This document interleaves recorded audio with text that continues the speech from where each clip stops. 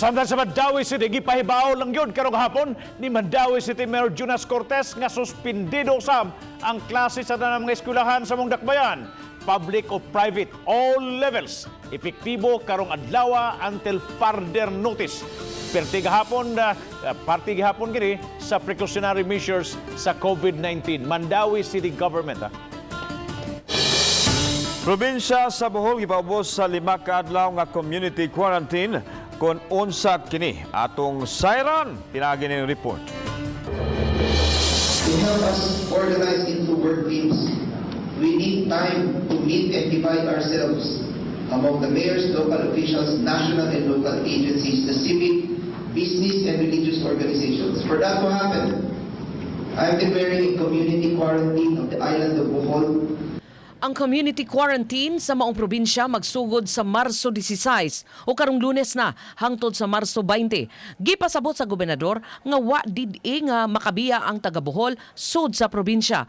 Apan gidid-an ang mga turista sa pagbisita una sa Bohol. Gani ang mga taga Bohol nga nagtrabaho sa laing lugar apil sa gidid-an nga mutungtong sa probinsya. Gidili usab ang pagpahigayon og public gathering.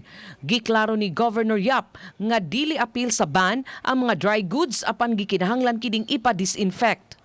If people want to leave, they're allowed to leave. We're allowed them to leave. That's why this is not a lockdown. A lockdown means nobody comes in, nobody goes out. Ang kamanduan na panglantawan nga mas makaapekto sa turismo sa Bohol. Apan uyon ang ubang tag-iya sa mga resort sa ipatumang community quarantine. This kind of infection is quite very dangerous, and for me, it only affects our economy. Here in Bohol, affected already, and I hope that it would not last long.